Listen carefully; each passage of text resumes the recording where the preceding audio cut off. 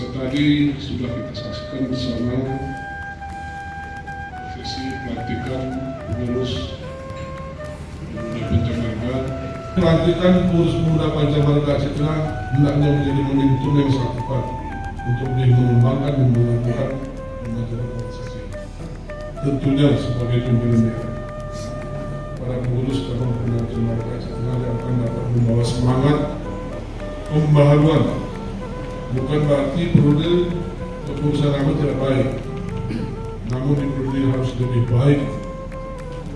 Maka dengan melanjutkan program dan kegiatan periode lalu maupun melalui inovasi program dan kegiatan yang baru.